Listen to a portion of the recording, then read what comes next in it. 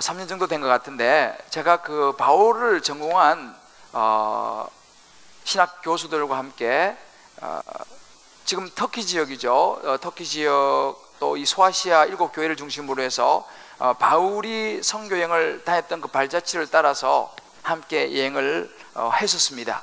낮에는 이제 바울의 발자취를 따라서 현장을 보고, 저녁에는 이제 교수들과 함께 토론하면서 세미나도 하고 그러는데, 서로 또 뭐 의견이 좀 안 맞아가지고 좀 약간 그 토론이 격론해지기도 하고 뭐 그런 경험이 있습니다만, 그때 제가 상당히 인상 깊었던 곳이 뭐냐면 바로 이 에베소에 제가 갔을 때였습니다.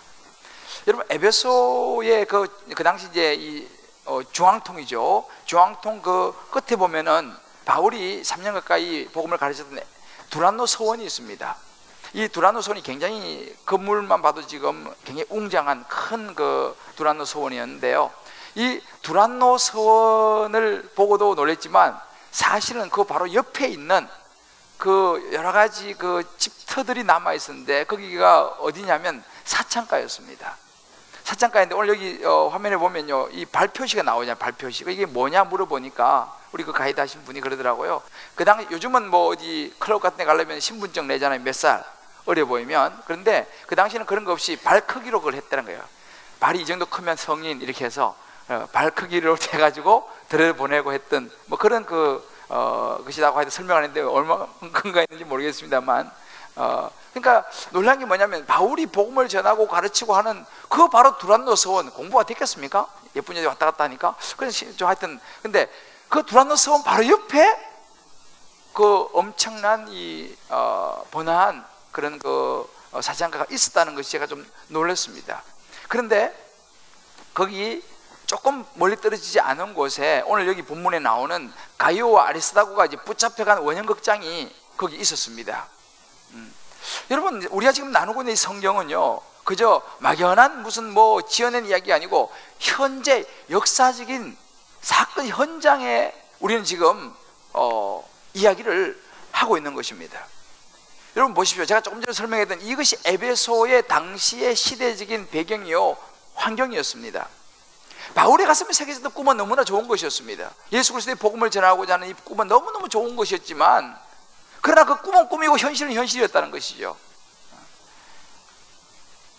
그런 꿈을 가진 바울이 이 복음을 전하며 살아가는 이 꿈이 만만치 않은 현실을 부딪혀야 했다라는 사실이죠. 좀 전에 말씀드렸죠. 세상을 밝힌 복음이 두란노 서원이 있지만 그 바로 옆에 엄청난 유혹이 도사리고 있는 현장이 있더라는 것입니다.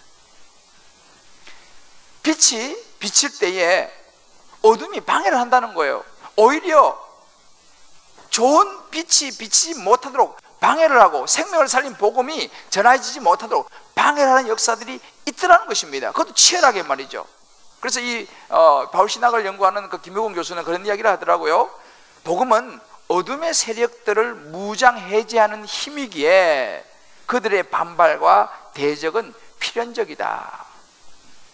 어둠의 세력을 무력화시키는 것이 복음이기 때문에 그들과 충돌이 일어나는 것은 당연하다라는 이야기죠. 실제로 여러분, 이 에베소를 비롯한 사도 바울의 이 전도 행전은 참 많은 일들이 있었습니다. 성령의 역사가 나타나고, 우리 좀 봤으면 이 앞에 부분에 병도 떠나가고, 하나님 말씀이 흥황해서 믿는 사람들이 많아지기 시작했습니다. 오늘 20절에 보게 되면 주의 말씀이 힘이 있어가지고요, 번성하는 거예요. 하나님 말씀은 능력이 있어서 번성하게 됩니다. 그런데 이렇게 가만히 번성하고 내버려두느냐, 그게 아니라는 것이죠. 오늘 바로 23절에 보게 되면 바로 그때쯤이라는 말이 나와요. 바울이요, 성령의 역사하심을 따라서 병자를 고치고 이렇게 말씀을 가르치면서 에베소가 막 흥황해지니까 그 가르치는 말씀과 이 복음 때문에 그 지역에 소동이 일어난 거예요. 소요가 일어난 것입니다. 오늘 본문이 바로 그걸 보여주는 거예요. 말씀이 흥황하게 되면은 사단이 공작을 펴놓은 거예요. 그래서 가만히 내버려 두지 않습니다. 소동을 일으키고 소요를 일으키는 그 현장에 우리가 지금 오늘 가 있는 것입니다. 그렇다면 우리가 여기서 이 본문이 우리에게 주는 중요한 교훈이 있는데, 그 첫 번째 교훈이 뭐냐면 이 사단이 사용하는 복음의 방해 수단이 있더라는 거예요. 사단이 주로 사용하는 무기가 있어요. 복음을 방해하기 위해서. 근데 여러분, 이 본문을 기록한 사람은 누가입니다. 누가는 의사예요. 여기도 의사 계시죠? 의사는 상당히 예리해야 됩니다. 특히 칼을 다루는 이런 의사들은요, 정말 조금만 실수하면 큰일이 나기 때문에 상당히 예리하고 아주 치밀해야 됩니다. 누가는요, 의사였기 때문에 이 본문을 기록하면서 굉장히 치밀하고 예리한 부분을 이야기하는데, 겉으로 봐서는 보이지 않는 그 사람들의 내면의 동기를 주목하는 걸 오늘 본문을 통해서 볼 수 있어요.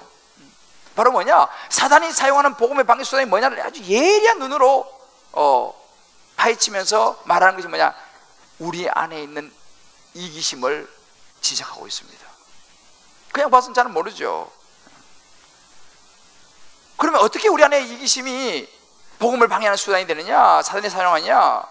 오늘 본문에 보면 이 바울이요, 에베소에 있는 사람뿐만 아니라 아시아에서 온 많은 사람들에게 복음을 전하고 복음을 가르칩니다. 예수 그리스도에 대해서 분명히 이야기하는데, 그러면서 무슨 이야기를 하냐면은 오늘 여기 26절에 보면요, 거기서 이런 이야기를 합니다.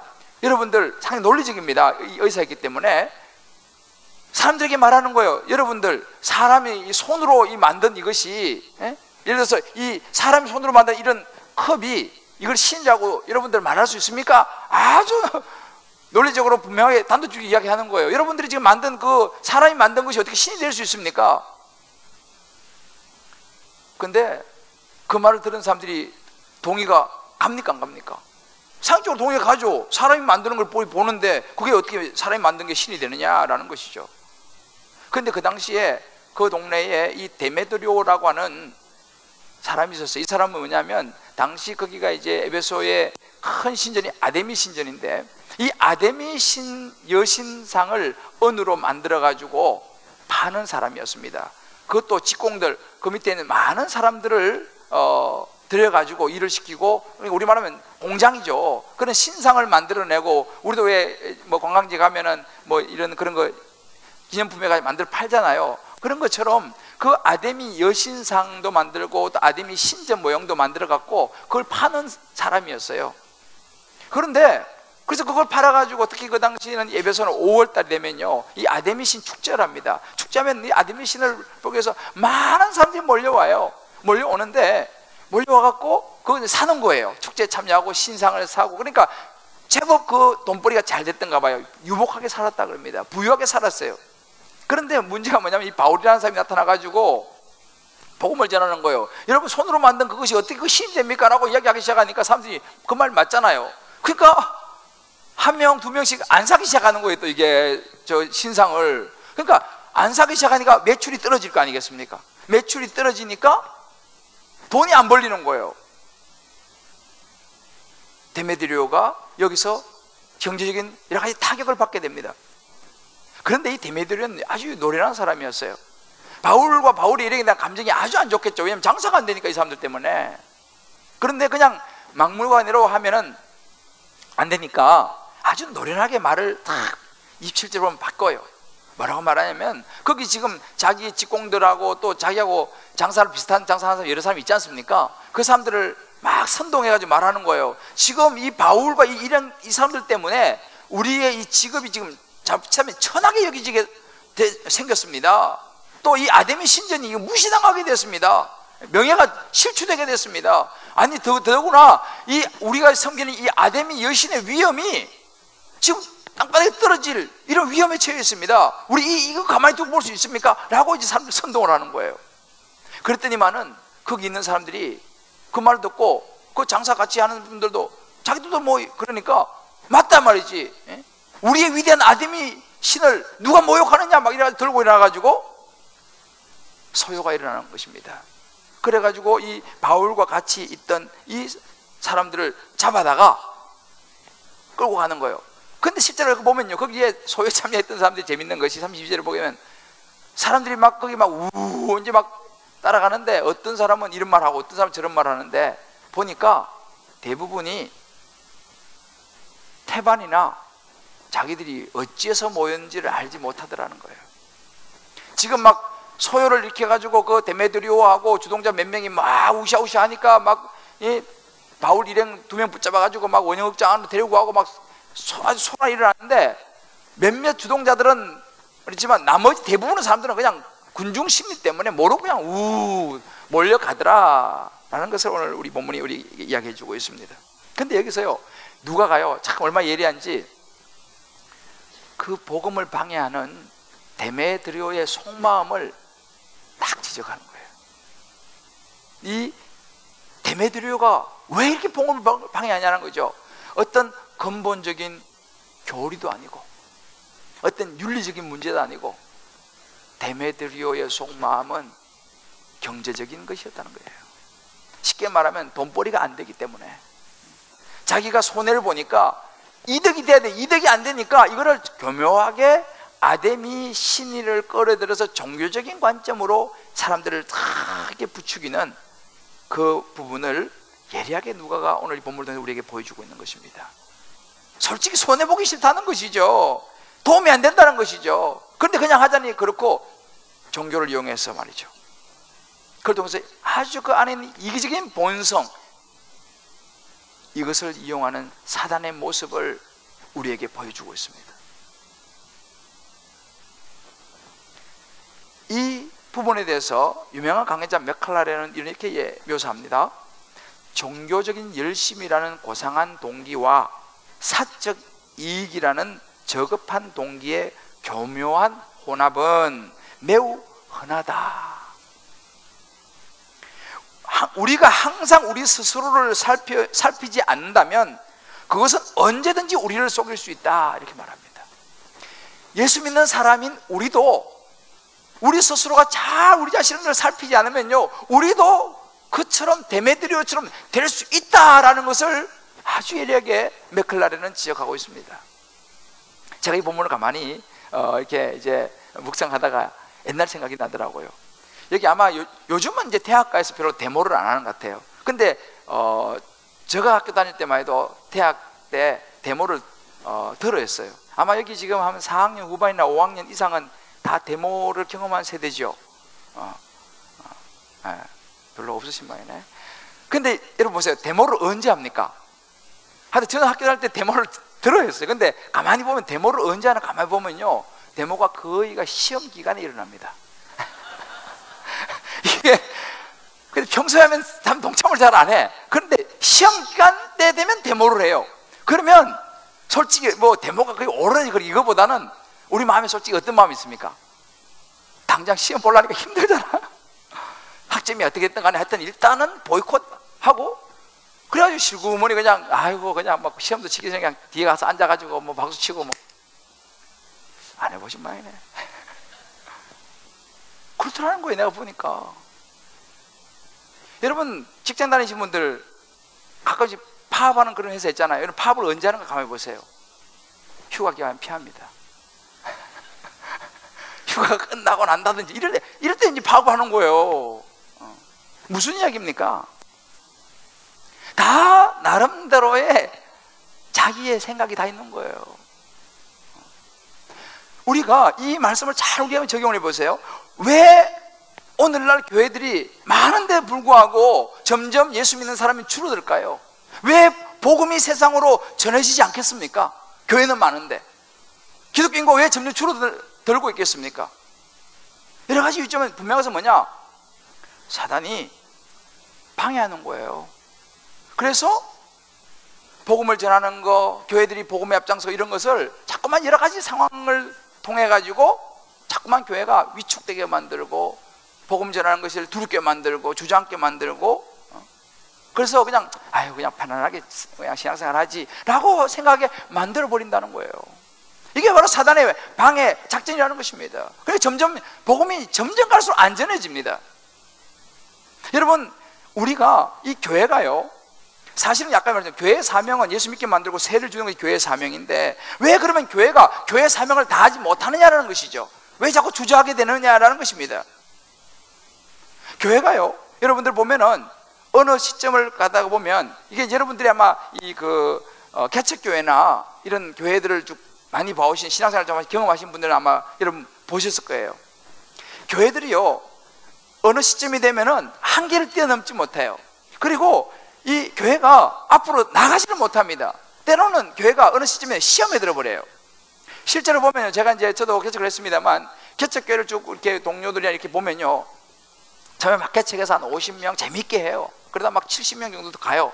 그런데 한 50명, 70명 가면 꼭 무슨 일이 생겨. 그래 교회가 그냥 파토가 나. 그래가지고 그냥 한 절반이 뚝 잘라져가지고 어디 간다든지 뭐 이런 식으로. 그런 경우를 참 많이 봤어요.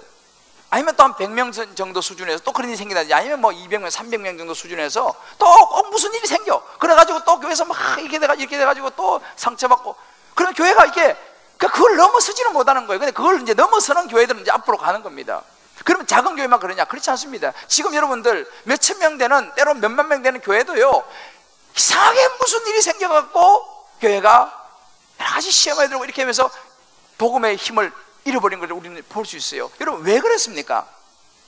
이유가 있다는 거예요. 거기에는 사단이, 복음이, 교회가 잘 커나가고 복음이 전해지면요 안 되잖아요. 방해를 해야 되는 것입니다. 제가 여러분들 최근 몇 년 전에 이 책이 나왔는데, 짐 콜린스가 쓴 좋은 기업을 넘어 위대한 기업으로라는 책, 좋은 책이 있습니다. 아마 기업인이나 경영인들은 이 책을 안 보신 분이 대부분 없을 텐데, 그런 분이 있으면 꼭 사서 보십시오. 여기는요, 정말 이 좋은 기업을 넘어서 위대한 기업으로 가는 굉장히 중요한 노하우가 들어있어요. 그 포춘주에 나온 아주 성공한 기업들만 뽑아가지고 분석을 해가지고 쫙 그 데이터를 하고 쫙 잘 해놨어요. 근데 이 책을, 그 책에는 이런 이야기, 핵심 중에 하나가 뭐냐면, 좋은 것은 위대한 것의 적이다, 이런 이야기를 합니다, 짐 콜린스가. 그런데 이 짐 콜린스의 이 책을 많은 기독교인들이 읽었는데, 그 중에서 남침내 신학교의 톰 레이더라고 하는 박사가 이 책을 보면서, 이 책이 이거는 기독교 서적이 아니고 일반 사회 서적입니다. 그런데 그 원리는 성경하고 비슷하다는 걸 발견하게 됩니다. 그래서 이 레이더 박사가 그 책을 읽고 나름대로 인사이트를 얻어가지고 책을 썼는데, 뭐냐면 좋은 교회에서 위대한 교회로라는 책을 쓰게 됩니다. 이 책을 어떤 식으로 쓰냐면, 미국에는 약 40만 개로 추정되는 교회가 있다고 해요. 미국에요. 40만 개. 그 40만 개 교회를 서치하면서 컨설팅 회사에다가 의뢰해가지고, 그 중에서 그래도 건강하고 아주 위대한 교회, 하나님의 이 사명, Great Commitment죠. 그러니까 우리가 말하면 그러면 너희는 가서 모든 민족을 제자로 삼아라고 말하는 그러니까 굿 커미션이 아니고 더 그레이트 커미션입니다. 대사명이에요. 그러니까 좋은 사명이 아니고 대사명.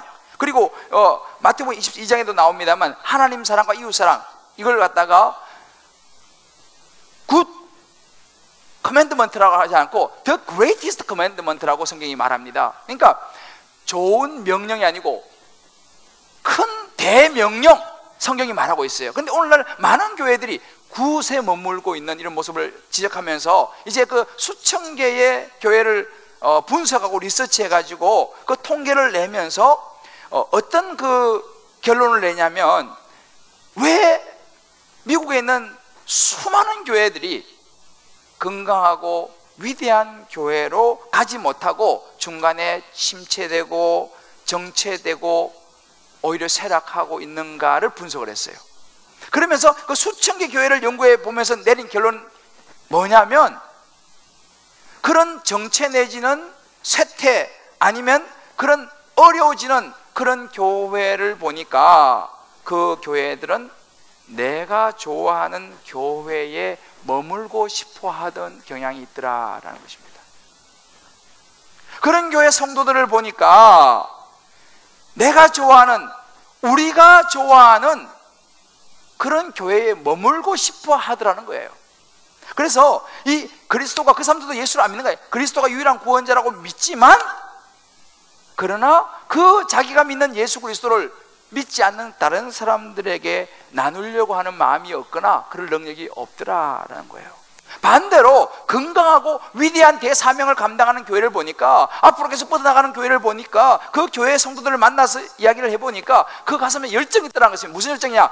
예수 안 믿는 사람에게 복음을 전하고자 하는 열정이 그런 교회 성도들에게 있더라는 거예요. 그러면서 아주 예리한 부분을 이야기했는데, 많은 교회 사람들이, 성도들이 예수님의 복음을 전해서 영혼을 구원해야 된다는 신앙의 지식은 있더라는 것입니다. 복음을 전해야 신앙의 지식이 있지만 직접 동참하기는 싫어하는 자신들의 모습을 감추기 위해서, 이 부분도 제가 정확하게 그대로 인용해 보겠습니다. 감추기 위해서 대체로 이들은 지상 명령에 대한 순종의 행위로 선교를 목적으로 사역하는 기관에 헌금을 했다.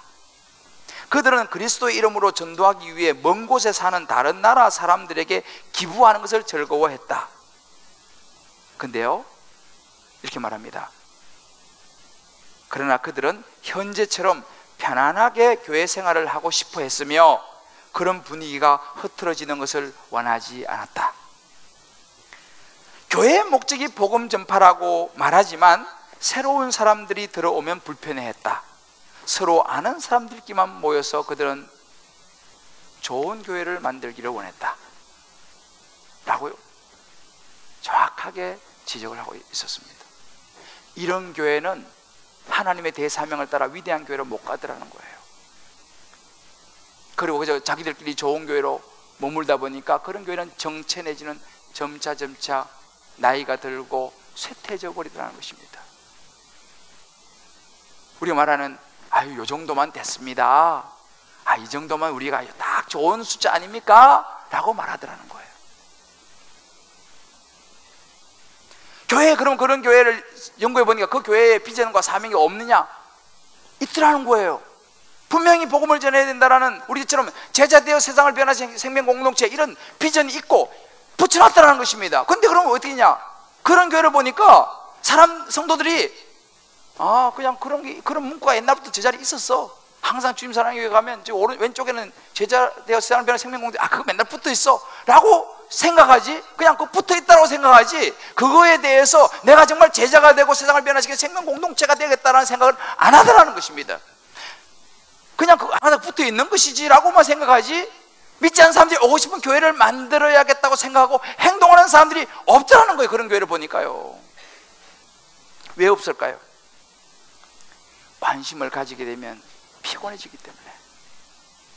제자되어 세상을 변화시키는 생명 공동체, 믿지 않는 사람들이 오고 싶은 교회를 만들어야겠다 막 이렇게 막 하려고 하면은 인생이 피곤해지니까, 뭔가 희생을 해야 되니까, 믿지 않는 사람이 오고 싶은 교회를 만들면 뭔가 변화를 시도해야 되니까, 내 것을 포기해야 되니까 싫은 거라는 거예요. 대부분의 교회들이 그렇더라는 통계를 내놓은 것을 제가 그 책을 보면서 참 많은 생각을 하게 했습니다. 무슨 이야기입니까? 바로 이것이 이기적인 신앙의 모습, 자기 생각에 치우치는 모습. 주님께서 우리에게 말씀하시기를 그럼 너희는 가서 모든 민족을 제자로 삼아서 아버지 아들과 성령으로 세례를 주라 그랬는데, 그거 하려니까 희생이 필요하거든요. 내 것을 내놔야 되거든요. 그러니까 그것은 싫더라는 것입니다. 여러분, 데메드리오의 모습 아니겠습니까? 어찌 보면 내 안에 있는 데메드리오의 모습, 어찌 보면 우리 교회 안에 있는 데메드리오의 모습, 오늘날 이 많은 시대 교회 안에 있는 데메드리오의 모습이 아니겠습니까? 그렇다면 그 교회는 사명을 감당, 좋은 교회, 우리끼리 좋은 교회는 되지만 주님께서 말씀하시는 영혼 구원의 사명을 감당하는 교회는 되지 못한다 라는 것을 누가는 우리에게 데메드리오를 통해서 예리하게 이야기해 주고 있는 것을 보았습니다. 우리는요, 교회를 세우신 목적, 내가 신앙생활하는 목적, 내가 성장해야 되는 목적을 한시라도 잊어버려서는 안 된다는 것을 오늘 우리는 이 본문을 통해서 분명히 우리 마음에 새겨야 됩니다. 우리 주님 사랑의 교회를 돌아봐야 됩니다. 이제 우리 주님 기쁨의 교회를 돌아봐야 됩니다. 나 자신의 모습을 돌아봐야 됩니다. 혹시 내 안에 데메드리오 모습이 없느냐? 그저 편안하게, 그저 내가 좋아하는 스타일에 복음이 전해지든지 말든지 그건 나는 모르겠고. 그러나 오늘 이 본문은 우리에게 중요한 두 번째 희망을 주고 있습니다. 방해는 하지만 멈추게 할 수 없는 것이 복음이더라는 거예요. 할렐루야.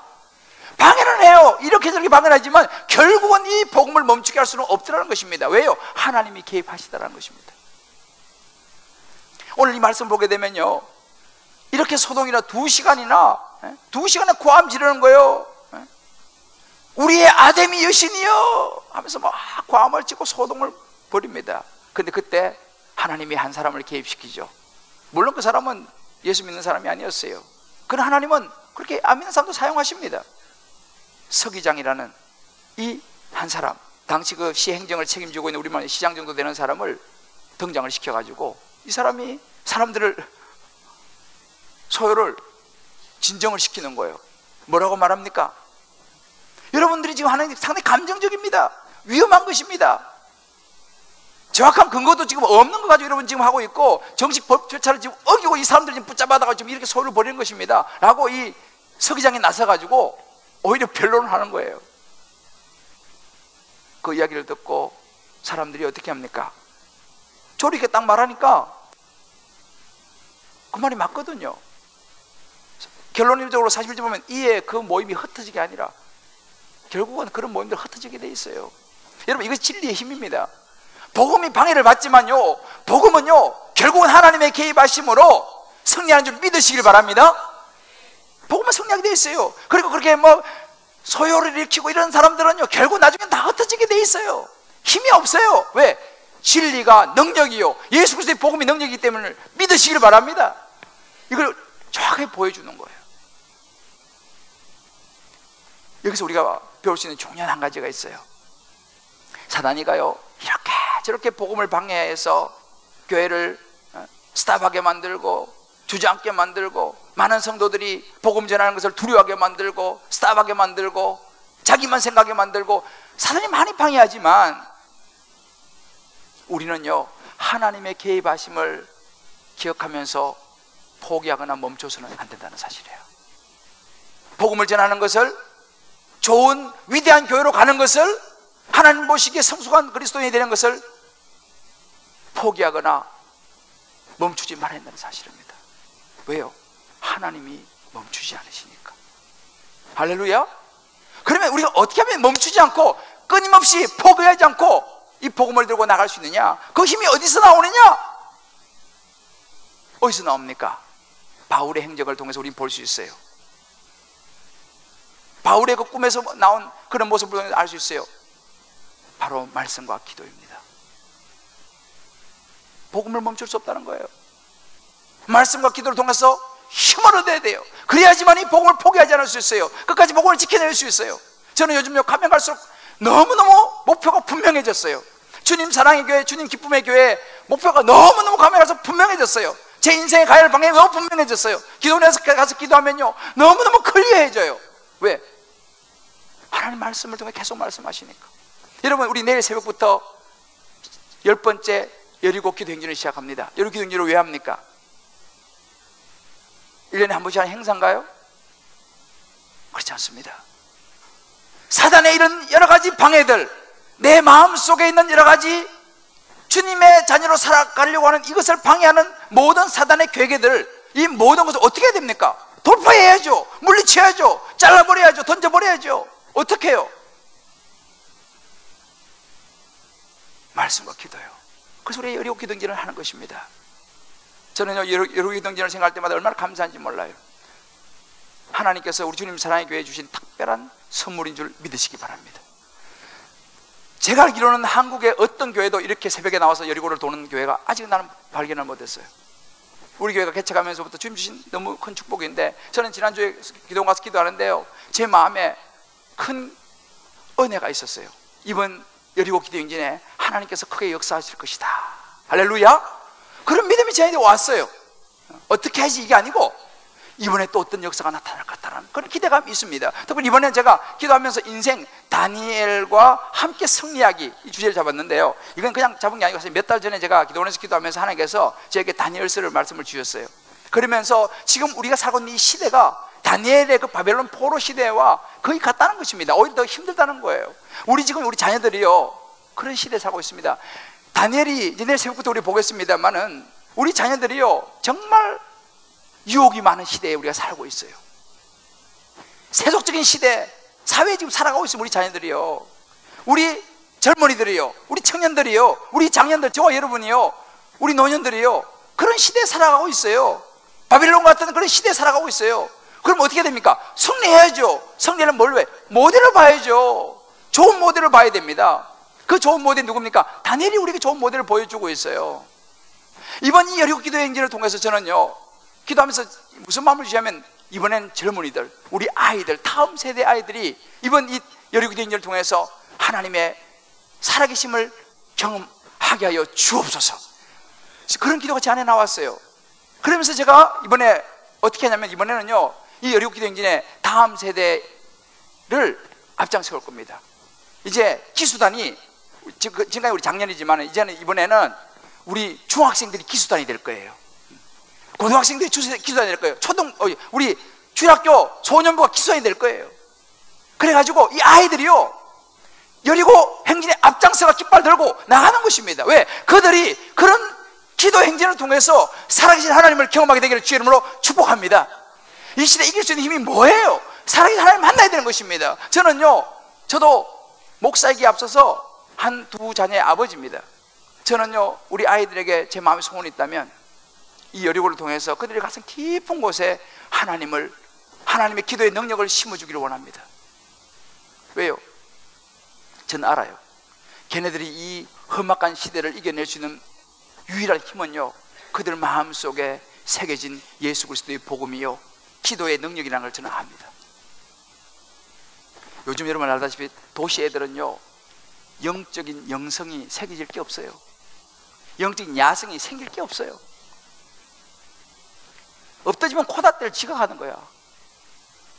우리 애들 안 그래요? 옛날에 우리 10년씩 걸어서 학교 다녔어요.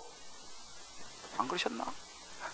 저는 10년씩 걸어서 학교 다녔어요. 나 이해가 안 가. 근데 탁 엎드지면 코가 딱 닿는 거야. 거기를 지각을 해, 주여. 에? 이게 이 시대 우리 아이들이에요. 모르겠어요. 우리 집만 지각하는지 모르겠습니다만, 이게 요즘 이 아이들 어떻게 이 험악한 시대를 살아낼 수 있습니까? 옛날에는 달걀 하나 먹고 싶어가지고 명절 기다리는데, 요즘은 뭐 달걀 우유 먹고 남겨. 그 우유를 어떻게, 그 우유 한번 먹고 싶어가지고, 저 우유 언제 먹거나. 요즘 애들 우유 먹고 남겨. 여러분, 우리 집만 그러나요? 옛날에는 우유 그거요, 함부로 못 먹었잖아요. 부잣집 바나나, 명절에 멀리서 바라보는 게 바나나였어요. 뭘 이야기합니까? 이 시대가요, 얼마나 우리 애들이 약해졌는지 몰라요. 우리 집 애들부터 시작해서.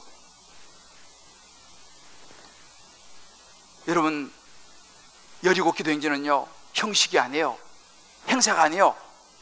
이 속에는요, 이 시대를 돌파할 수 있는 기도의 능력이 있는 줄 믿으시기 바랍니다. 여러분, 애들 다 데리고 나오세요. 1년에 한 번 하는데 학교가 좀 졸아도 괜찮아요. 이 아이들에게 영적인 야성을 심어줘야 돼. 내가 내일 새벽에 설교할 거예요. 중요한 설교예요. 인생의 기준을 세우는 거예요. 애들이 인생 기준이 있어야지. 기준을 세워야지 이 험난한 시대에서 승리할 거 아니겠습니까? 복음을 멈추게 하지 못하도록 하나님의 도구로 쓰임 받을 수 있지 않겠습니까? 할렐루야. 우리 자녀들도 마찬가지예요. 우리 남편들도 마찬가지예요. 저는요, 정말 이 여리고에, 아유 목사님 그렇게 시끄럽게 새벽에 일어나가지고 그냥 집에서 기도하면 되죠. 그렇게 또 나와가지고 돌아다니면서 깃발 들고, 아유 그거 창피합니다. 아이 우리 집도 거기 없는데 우리 집도 없는데 그거 돌면서 그거 뭐 의미가 있습니까? 라고 여러분 생각할 줄 몰라요. 성경에 보세요. 이스라엘 백성들이요, 여리고를 돌았잖아요. 꼭 여리고 돌아야지 여리고 무너집니까? 하나님께서 무너져라, 그럼 무너질 거 아니에요. 그죠? 근데 왜 여리고를 돌라 그럽니까? 그것도 6일 동안 한 바퀴씩 돌고 말없이 돌고 마지막에 7바퀴 돌고 고함지라. 왜 그랬어요? 그거만 꼭 돌아야지 하나님께서 그거 무너뜨려 주지. 하나님 그냥 안 돌아간 게 없어요. 그냥 가만히 있어. 내가 알았어요. 무너져. 또 무너져 버린 거 하나님은 믿습니까? 하나님 그럴 수 있어요. 그런데 왜 하나님이 그 여리고를 돌아라고 이야기하겠어요? 장난치는 거지 지금? 예? 누구 지금 고생시키려고 그런 거예요? 그것도 이른 아침에? 그게 아니에요. 하나님이 원하시는 것은 도는 게 중요한 게 아니에요. 너가 내 명령과 내 말에 순종하느냐, 너가 기도의 결단을 하고 나 하나님을 신뢰하느냐, 너 진짜 돌면 무너진다고 믿느냐? 아마도 그 사람들 돌면서 무슨 이야기 많이 했을까? 이게 뭐 무너지겠어부터 해가지고 여러 가지 많이 했겠죠. 그러나 그들이 그럼에도 불구하고 돌았기 때문에 그들이 여리고를 무너진 것을 보았다는 것을 믿으시기 바랍니다. 땅을 밟으며 기도하는 것은요, 이거는 형식이 아니고 장난이 아닙니다. 괜히 고생시키는 게 아니에요. 이 시대 속에서도 무식하게 너 예수를 믿을 수 있느냐? 너 나 하나님이 살아있는 너 믿느냐? 여러분들 이번에 오늘 집에 가서 다 7가지 기도 제목 다 적었어요. 저도 작년에 얘기 적었는데요, 여기서 적은 거 응답 받았어요. 내가 시간이 없어서 얘기 못 하겠지만 기가 막힌 응답을 받았어요. 저는. 여러분들이 적어가지고 새벽마다 이거 들고 도는 거예요. 기도하는 거예요. 기도한 자만 하나님의 역사를 경험하게 되는 줄 믿습니다. 복음을 멈추게 할 수 없는 거예요. 이 기도의 능력은요, 사단의 방해를 무력화시키는 능력인 줄 믿으시기 바랍니다. 힘이에요. 안 믿기는 이번에 한번 돌아보세요. 중보기도 하는 거예요. 나만 위해서 기도하는 거예요. 우리 돌면서 나라 민족을 위해서 기도할 거예요. 이 지역을 위해서 기도할 거예요. 자녀를 위해서 기도할 거예요. 하나님 앞에 기도할 거예요. 우리 하나님 이기심을 버릴 것입니다. 다른 사람을 위해서 기도할 거예요. 나만 위해서 기도하는 게 아니에요. 중보하는 것입니다.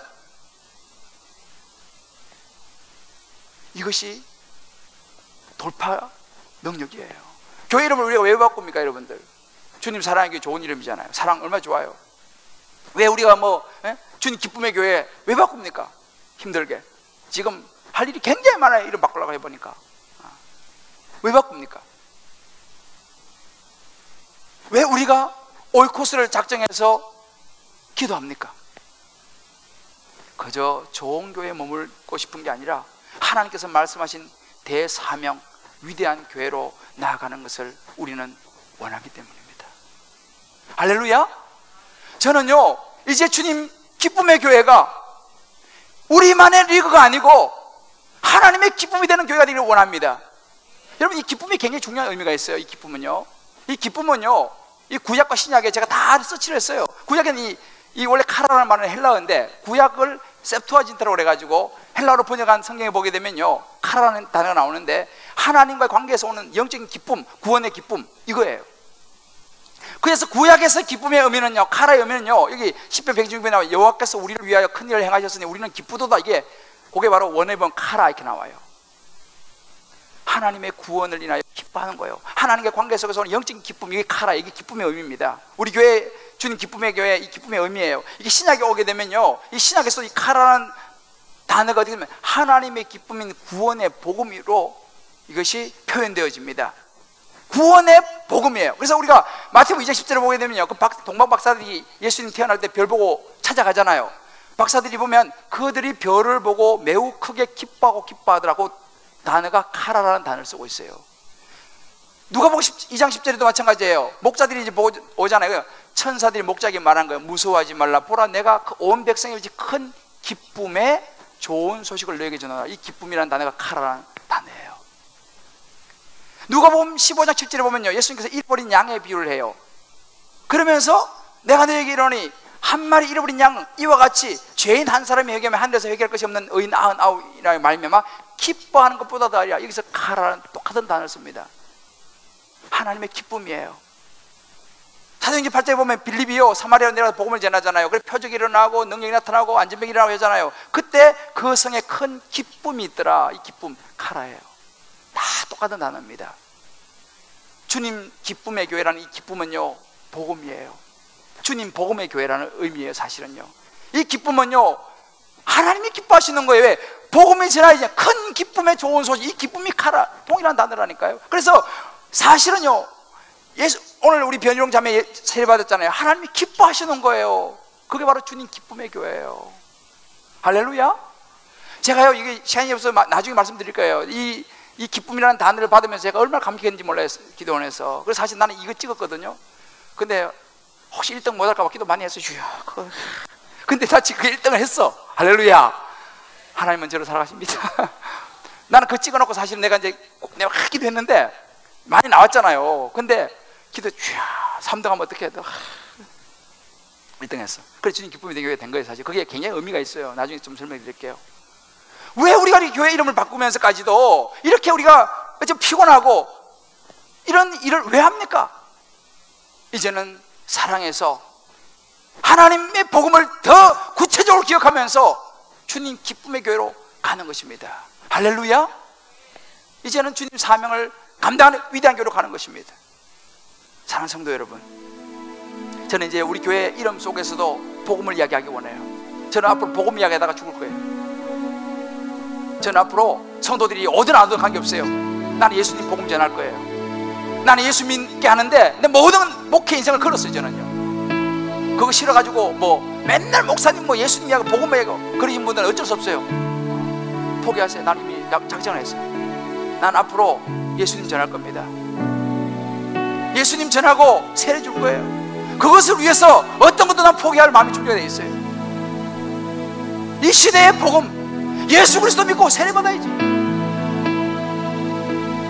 여러분, 한 사람이라도 여러분 이름을 이야기해야 되겠죠. 오늘 산부에 세례 받는 걔는요, 고등학생인데 어떻게 세례 받겠냐고 물어보니까 바자회 때 와서 친구 따라 와가 부침개 한 장 먹고 교회 나오기 시작했다더만. 부침개 한 장 먹고, 그 부침개 누가 부친지 모르겠어요. 친구가 가자 이래가지고 가서 부침개 한 장 먹고 그때부터 교회 나오게. 부모는 예수 안 믿어요. 걔는요 지금도 불교예요. 여러분 때문에 예수 믿는 사람 있습니까? 여러분 때문에 세례받는 사람 있습니까? 여러분의 이름이 세례받는 사람 입에서 나오게 되기를 주 여러분 축복합니다. 어떤 방해도 복음을 멈추게 할 수 없어요. 저와 여러분은 예수와 복음을 위해서 쓰임받는 종들이 되기를 주 여러분 축복합니다. 여러분 인생이 짧아요. 인생이 짧습니다. 생각보다 짧아요. 어제 보니까 그저께인가 우리 방지인 목사님 소천하셨더라고요. 얼마 전까지도 뭐 이걸 많이 나오시더만. 그러면 이게 인생이에요. 이게 인생이에요. 저희 아버지 정말 제가 생각해도 몸도 좋았고 했는데 어느 날 점점 몸이 마르시고 떠나시더라고요. 그게 인생이에요. 여러분 어떤 인생 사시다 가시겠습니까? 뭐 하다 가시겠어요? 제가 최근에 우리 임직자 하면서 수련회 하면서 우리 임직자 몇 분 제가 발을 시켰어요. 발을. 근데요 처음에는 좀 그랬는데 막상 발을 시켜보니까요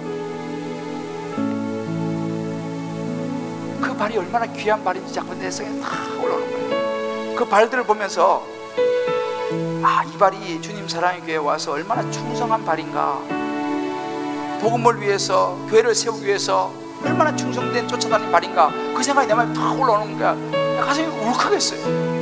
그 발이 그러니까 갑자기 너무너무 그 발이 귀하게 여겨지더라고. 그 발이 그리고 지저분한 이런 생각 아예 사라져버리고 그 발이 너무 귀하다 여겨지니까요 솔직히 제 충동이 일어났는데 뭐 충동이면 거기다 입 맞추고 싶은 충동이 일어났어요. 성경에 보면 그 여인 있잖아요. 그 여인 생각나더라니까요. 그래서 내가 절제했어요. 근데 정말 내가 그 발이 너무 귀하게 여겨지니까 그 발에 입을 맞추고 싶더라니까요. 여러분 이 땅에 살다가 주님 곁에 갔을 때 주님 여러분 발을 씻겨줄 때 주님 마음이 어떻겠습니까? 아이고 그냥 부동부동 살았는데 맨날 팽팽 놀다 왔구나. 이 발은 어떤 발은 딱 잡으면 그래 이 발이 복음을 위해서 그렇게 충성스럽게 달려온 발이구나.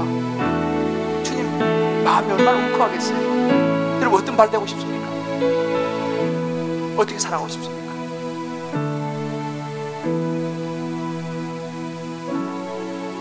주님을 위해 살아가는 저와 여러분 되시기를 주님으로 축복합니다. 우리 이 시간 이 찬양 같이 한번 주여 우리를 열방 중에 등불이 되게 하시옵소서. 오늘 말씀 붙들고 기도할 마음으로 한번 부르고 기도하겠습니다.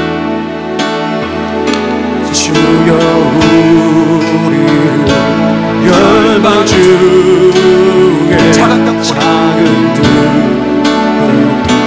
되게 하여 주소서. 주님 영광에 새날이 여기까지 등불 되게 하소서. 주여 우리 열방 중에서 열방 중에 예수 그리스도의 복음을 전파하게 하소서. 주의 복음을 전파하게 하소서. 주님의 구원이 만민이 알기까지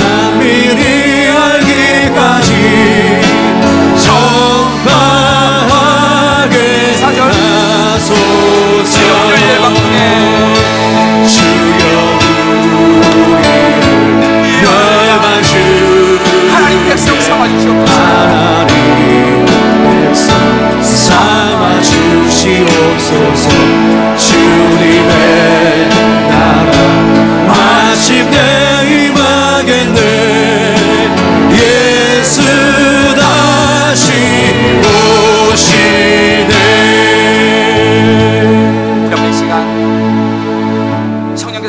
주신 음성 붙들고 우리 기도하며 나갔으면 좋겠습니다.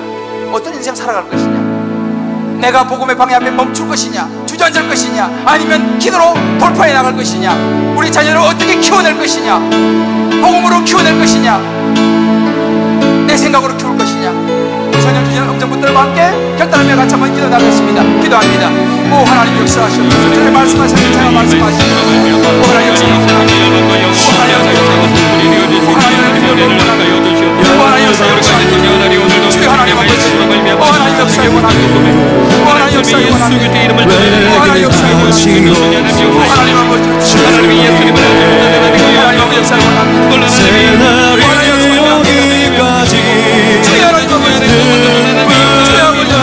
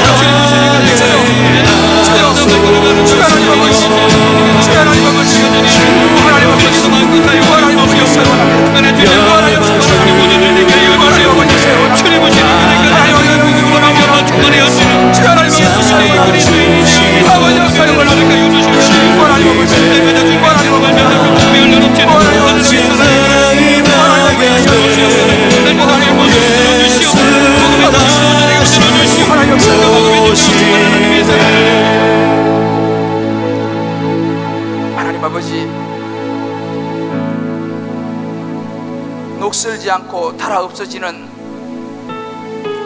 복음의 발걸음 되기를 원합니다. 짧은 인생인데 무엇을 위해서 우리가 살겠습니까? 이 험한 세상 어떤 기준을 가지고 우리 자녀를 키우겠습니까? 유혹이 많은 세상 어떤 기준을 가지고 우리의 삶을 추스리겠습니까? 하나님 아버지, 어떤 관계가 있더라도 포기할 수 없는 예수 그리스도의 복음, 그 복음 붙들고 주여 다니엘처럼 이 땅을 성리케 하여 주시옵소서. 포기하지 않게 하여 주시옵소서. 다시 일어서게 하여 주시옵소서. 하나님의 영광을 바라보고 멋있는 인생 되게 하여 주시옵소서. 주의 영광이 충만한 우리의 가정들, 직장 사업이 되게 하여 주시옵소서. 우리의 자녀가 되게 하여 주시옵소서. 이번 연의 오행전을 통하여 주실 하나님의 은혜를 기대합니다. 하나님의 역사를 기대합니다.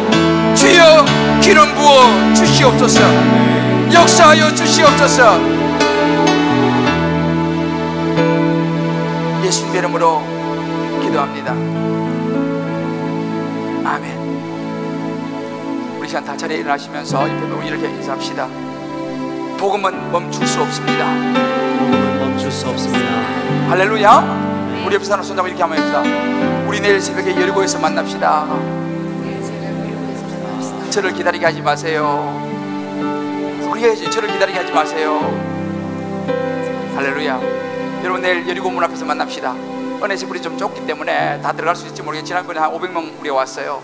전에는 출발은 30몇 명인데 지난번에는 한 500명까지 모였는데 나는 우리 모든 성도들이 다 왔으면 좋겠어요. 와서 행진하면서 시대를 위해서 기도하고 자식을 위해서 기도하고요. 여러분 자녀를 위해서 기도해야 돼요. 기도하시고 깃발을 들게 하세요. 하나님의 깃발을 들게 하시고 여러분의 인생을 다시 생각하시고 정리하시고 출발하는 새벽 되기를 원합니다. 할렐루야. 네. 주의 영광이 내일 새벽에 오늘 이 자리에 가득할 줄 믿습니다. 우리 두 손 들고 하나님 앞에서 우리 찬양같이 부르고 축도받고 내일 새벽에 만나겠습니다.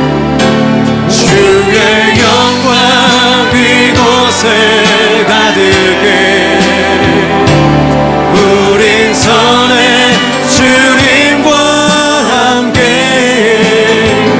찬양하며 우리는 전진하리 모든 열방 주 볼 때까지 하늘 아버지 우리 새롭게 하사 할렐루야. 열방 중에서 주를 섬기게 하소서 모든 나라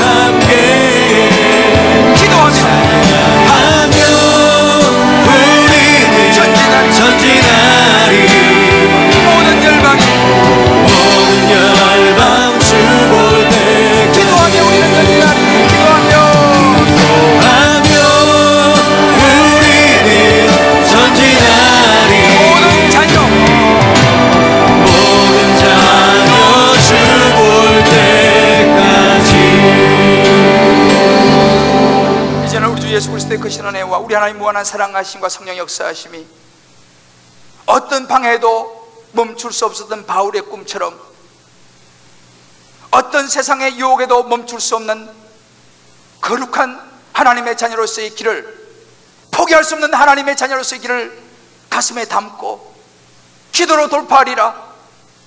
좋은 교회를 넘어 위대한 교회로, 하나님의 대사명을 감당하는 교회로 나아가려 결단하고 다시 한번 여리고를 통하여 하나님 앞에 새로운 인생을 출발하기를 소원하는 저들의 가슴 머리 위에, 저들의 사랑하는 모든 자녀와 아내와 남편과 부모와 모든 삶의 여정 위에, 군무리에 우리 자녀들, 지방가요에 나가는 우리 모든 권속들 머리 위에, 병상에서 주의 전에 나오지 못하지만 향하여 기도하는 회복되어야 될 그 심령 위에 이제부터 영원토록 함께 하시기 간절히 축원하옵나이다. 아멘.